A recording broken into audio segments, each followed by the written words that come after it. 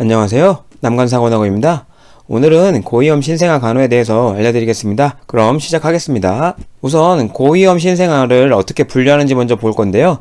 크게 신체 크기에 따른 분류랑 재태기간에 따른 분류가 있어요. 신체 크기에 따른 분류를 먼저 살펴볼게요. 첫 번째는 재태 연령에 적절한 영아, 그래서 체중이 자궁 내 성장 곡선상 10백분위와 90백분위 사이에 있는 신생아를 재태 연령에 적절한 영아라고 해요. 여러분 영유아 검진에서도 100분위로 해서 영유아가 100분위에 어디에 위치하고 있는지를 보여주거든요.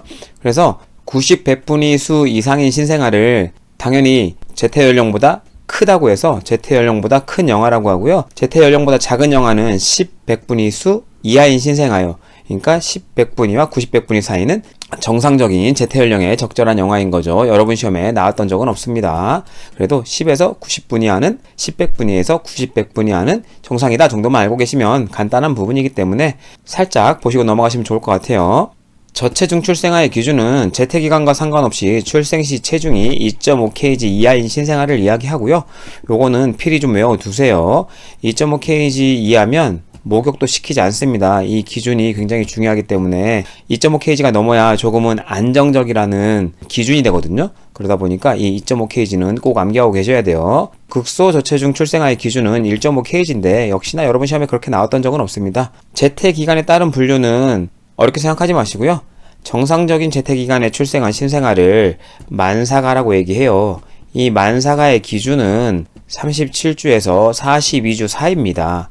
그래서 요 기준만 좀 알고 계시면 좋을 것 같고, 이 기준 미만이면 당연히 빨리 태어난 거니까 조사나, 그리고 이걸 초과한 신생아의 경우는 과수가라고 얘기해요. 왜? 정상 재태기간을 넘었잖아요. 그래서 그 기준보다 낮으면 조사나, 넘으면 과수가. 간단하죠? 그럼 미수가는 또 다른 말로 조사나라고도 하고 같은 거죠. 이미 알려드린 대로 출생 시 체중에 전혀 관계가 없고요.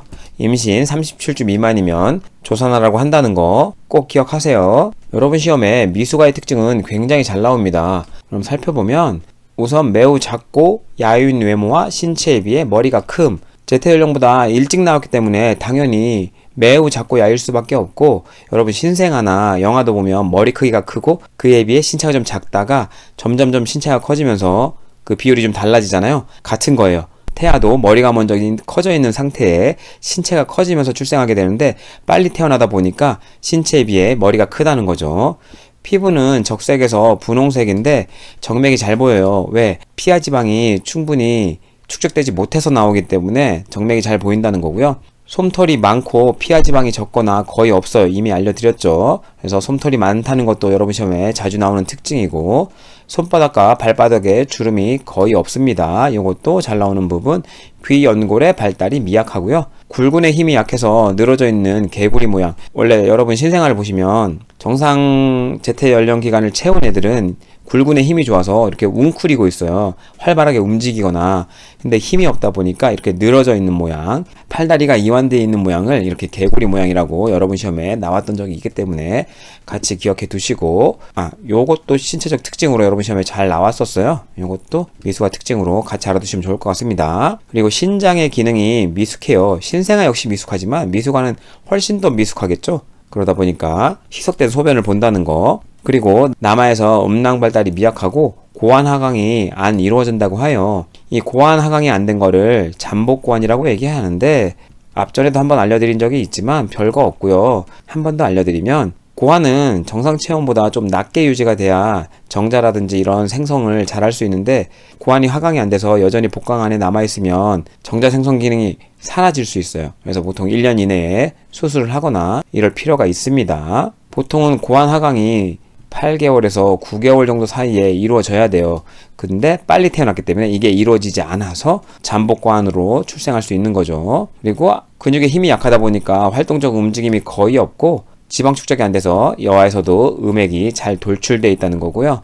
여러 가지 반사, 파악반사나 빨기반사 등이 없거나 약하다는 것과 신생아 역시 체온 유지가 안 되지만 미숙아는 지방이 더 축적이 안 돼 있기 때문에 체온 유지가 훨씬 더 어렵고요. 호흡 기능도 많이 떨어져 있어서 빈번한 무호흡이 발생할 수 있다는 거. 일단 알려드린 내용 중에 별표 위주로 외워두시면 좋을 것 같아요. 시험에 다 나왔던 내용이니까. 그 외에도 왜 이런지를 생각하시면 좀 암기가 쉬울 것 같고요. 그럼 미숙아의 치료 및 간호는 어떻게 해야 되느냐?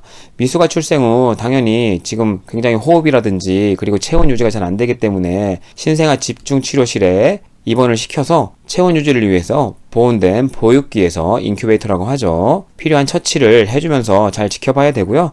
미숙아의 체중을 측정해야 되는데 미숙아의 경우는 보육기 안에서 체중을 측정합니다. 요것도 시험에 나왔었어요. 보육기 안에서 체중을 측정하고 미숙아의 특수한 요구를 이해하고 적절한 중재를 당연히 시행해 줘야 되겠죠. 퇴원의 기준은 아기가 수유를 잘하고 체중 증가가 정상적이고 실온에서 체온 유지를 어느 정도 할 수 있을 때 그게 기준이라고 하는데 대략 체중이 약 2.2kg 정도 되면 그 기준에 부합한다라고 얘기하지만 꼭 그런 건 아닙니다. 그래서 신생아 치료에서도 중요했던 게 보온과 호흡이었잖아요. 당연히 미숙아에서는 훨씬 더 중요해요. 훨씬 더. 이 기능이 더 부족하기 때문인 거죠. 그럼 미숙아의 사진을 한번 살펴볼게요. 여기 베개에 쌓여있어서 잘 안 보이지만 신체 크기에 비해서 머리가 좀 크고요. 굉장히 야위였죠. 그리고 힘이 없다 보니까 잘 못 움직이고 팔다리도 좀 이완돼 있고 지방이 축적이 안 돼 있으니까 이렇게 좀 말라 보이잖아요. 그리고 여기서 자세히 보이진 않지만 언급드린 것처럼 솜털도 많고 손바닥과 발바닥에 주름이 거의 없거나 이럴 수 있어요.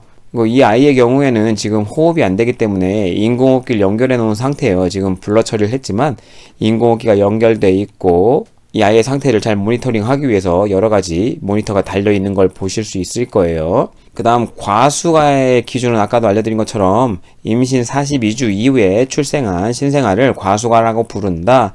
그럼 과수가의 특징은 뭐냐? 미숙아랑 반대일 거예요.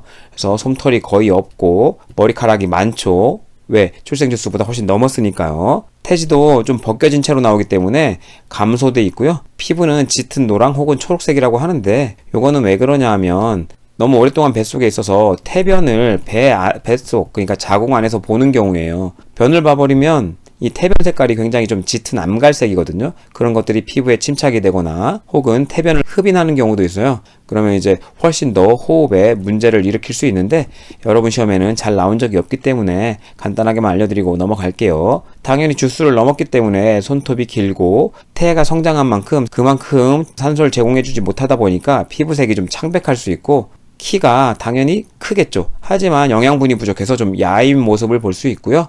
역시나 영양이 좀 부족해서 피부가 갈라져 있거나 벗겨질 수 있다는 거. 이 과수가의 특징도 시험에 나온 적은 있으나 미숙아에 비해 현저히 적게 나오기 때문에 제가 알려드린 기준을 잡고 간단하게 외워두시면 좋을 것 같아요. 만사가는 출생 체중과 관계없이 정상적인 임신 기간 아까도 알려드렸어요. 37주에서 42주 사이에 출생한 신생아를 얘기합니다.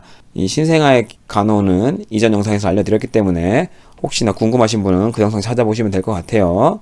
그러면 이런 고위험 신생아의 출산 원인과 어떻게 예방해야 되는지를 간단하게 살펴볼게요.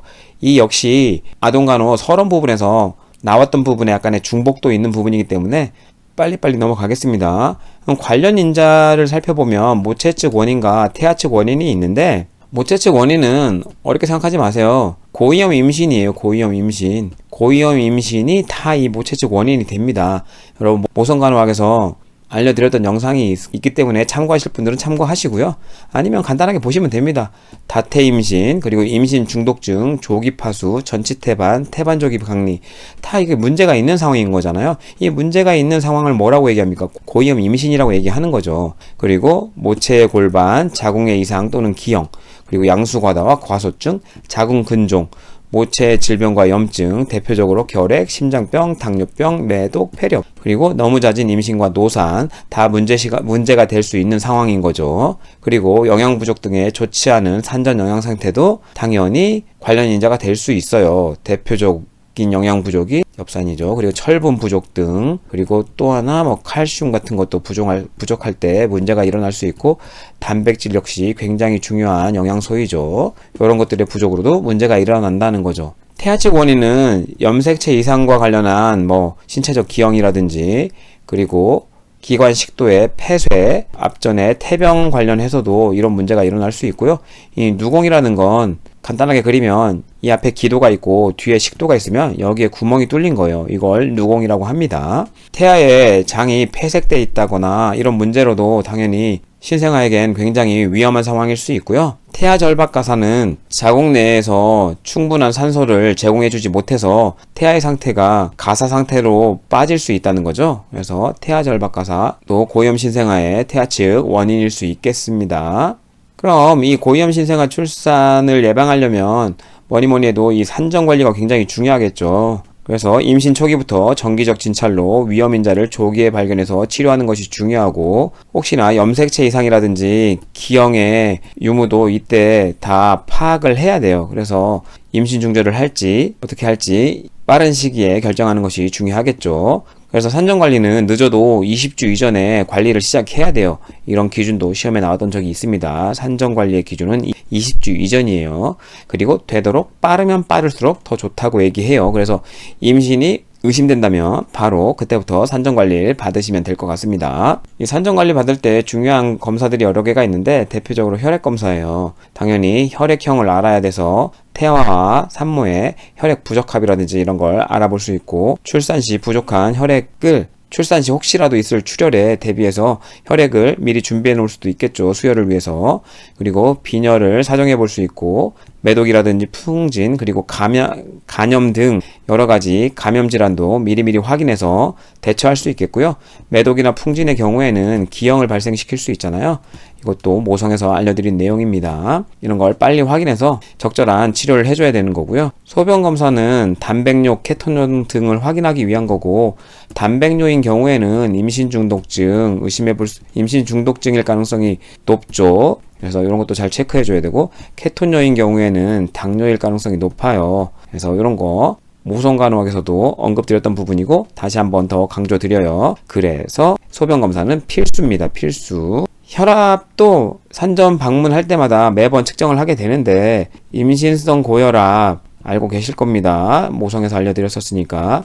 이게 발전해서 단백뇨를 보게 되면 뭐죠? 네, 임신 중독증이 된다. 이런 거 좀 공부하실 필요가 있어요. 그래서 임신 중독증을 예방하기 위해서 항상 받는 3종 세트가, 산전관리의 3종 세트가 소변 검사, 그리고 혈압, 그리고 체중 측정이에요. 요게 산전관리의 3종 세트라는 겁니다. 꼭 알아두셔야 돼요. 혈압이 상승해서 신장에 사구체가 문제가 생겨서 단백뇨가 나오기 시작하면, 소변에서 단백뇨가 나오기 시작하면 혈액 내에 단백질이 부족해져서 우리 몸에 부종이 생기게 되죠. 그래서 부종이 생겼기 때문에 체중이 증가한다. 그래서 비정상적인 체중 증가는 임신 중독증의 대표적인 증상이 되는 겁니다. 태아의 상태를 확인하기 위해서 초음파 검사라든지 엑스선 검사를 할 수 있는데, 엑스선 검사는 웬만하면 안 하죠. 특히나 3개월 이내에는 안 해요. 기형을 처리할 수 있기 때문에. 그래서 꼭 필요한 경우만 실시하라는 거고, 산전관리를 하면서 적절한 영양 공급의 중요성을 가르쳐서 교육함으로써 산모가 적절한 식이 영양을 섭취할 수 있도록 도와줘야 돼요. 단백질, 칼슘, 엽산, 철분, 굉장히 중요한 영양소들인 거죠. 오늘 제가 준비한 영상은 여기까지고요. 다음 영상에서는 고위험 신생아를 어떻게 간호하는지, 고위험 신생아 간호에 대해서 더 자세하게 다뤄보도록 하겠습니다. 이번 영상 시청해주셔서 감사합니다.